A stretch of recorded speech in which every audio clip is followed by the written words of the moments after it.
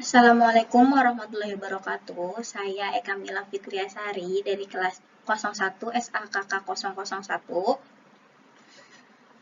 Prodi S1 Akuntansi, Universitas Pamulang, ingin mempresentasikan tentang organisasi dan juga manajemen. Yang pertama kita bahas yaitu pengertian organisasi. Organisasi adalah suatu pengaturan orang-orang secara sengaja untuk mencapai suatu tujuan tertentu, baik jangka panjang maupun jangka pendek. Selanjutnya, yaitu karakteristik organisasi. Karakteristik organisasi dibagi 4, yaitu yang pertama memiliki tujuan. Tujuan tersebut mencakup probability, growth, dan juga survive. Yang pertama ini merupakan karakteristik organisasi yang sangat penting. Yang kedua itu anggota, di mana dalam suatu organisasi harus ada anggota.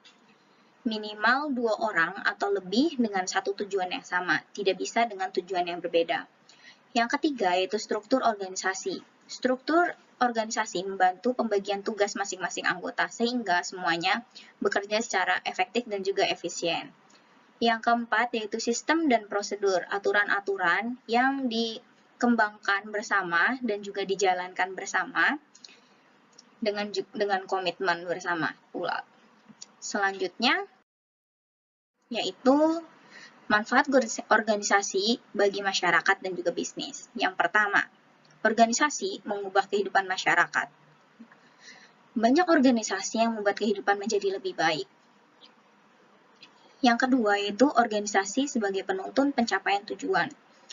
Dengan adanya tujuan seperti pengertian organisasi tadi, maka tujuan-tujuan kehidupan juga akan terlaksanakan.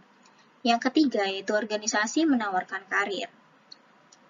Yang keempat, organisasi sebagai cagar ilmu pengetahuan, di mana dalam organisasi maka banyak orang, banyak kelompok, maka kita akan saling berbagi pengetahuan seperti itu.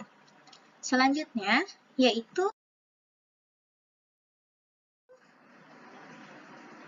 manajemen. Pengertian manajemen yaitu manajemen merupakan suatu proses mengkoordinasi dan mengintegrasikan kegiatan kerja agar diselesaikan secara efisien dan efektif. Proses tersebut berupa merencanakan, mengorganisasi, memimpin, dan juga mengendalikan. Selanjutnya yaitu fungsi manajemen, dibagi menjadi 5. Yang pertama, perencanaan. Tanpa adanya perencanaan yang matang, tujuan dari kegiatan manajemen tidak akan tercapai. Semua hal harus direncanakan terlebih dahulu. Tanpa adanya perencanaan, maka tidak ada tujuan yang jelas.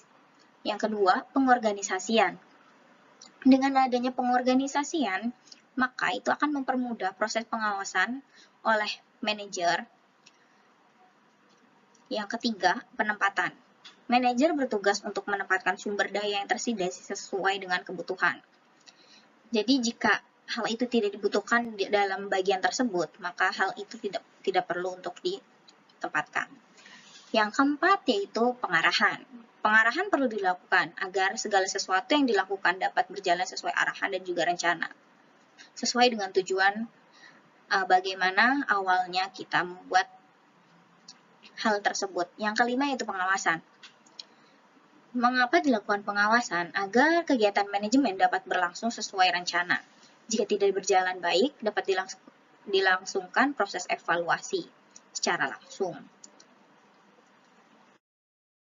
Selanjutnya yaitu tingkatan manajer dan tanggung jawabnya. Tingkatan manajer dibagi menjadi 3. Yang pertama yaitu top manager, yang kedua middle manager, dan yang ketiga adalah first line manager. Top line manager. Top line manager bertanggung jawab terhadap perusahaan secara keseluruhan, mulai dari menetapkan tujuan, strategi, dan kebijakan perusahaan secara umum. Biasanya top manager disebut juga CEO, seperti itu. Middle manager. Middle manager adalah manajer yang berada di antara top manager dan juga first line manager. Middle manager mengawasi beberapa unit kerja dan menerapkan rencana sesuai dengan tujuan dan tingkatan yang lebih tinggi. Selanjutnya, mereka melaporkan hasil pekerjaannya kepada yang lebih tinggi, yaitu top manager, seperti itu. Yang ketiga, first line manager. First line manager ini memimpin dan mengawasi tenaga-tenaga operasional, sebutan lain untuk jabatan ini yaitu supervisor, mandor, dan sebagainya. Selanjutnya, yaitu keterampilan dasar manajer. Keterampilan dasar manajer merupakan keterampilan yang harus dimiliki oleh para manajer. Ada 3 keterampilan dasar manajer. Yang pertama yaitu technical skill, di mana technical skill merupakan kemampuan untuk menggunakan keahlian khusus dalam melakukan tugas tertentu, seperti jika itu adalah seorang akuntan, maka dia harus bisa akuntansi. Seperti itu. Yang kedua, human skill. Human skill merupakan kemampuan kerjasama dengan orang lain. Mengapa harus mempunyai human skill? Karena manajer tidak hanya bersangkutan dengan teknik, tidak hanya dengan pekerjaan, tapi mereka juga bersangkutan dengan seseorang, dengan investor, maka mereka harus menarik investor untuk mau menanamkan saham di tempat kita. Maka itu perlu menggunakan human skill. Yang ketiga yaitu conceptual skill, di mana kemampuan melihat situasi secara luas dan dapat memecahkan masalah. Conceptual skill merupakan hal yang penting ketiga, di mana dengan adanya conceptual skill, manajer tidak akan bingung jika ada masalah di tengah-tengah pekerjaannya, di mana hal itu tidak terduga dan juga harus cepat ditangani. Sekian dari saya. Apabila ada kesalahan atau salah-salah kata, mohon maaf. Wabillahi taufiq wal hidayah. Wassalamualaikum warahmatullahi wabarakatuh.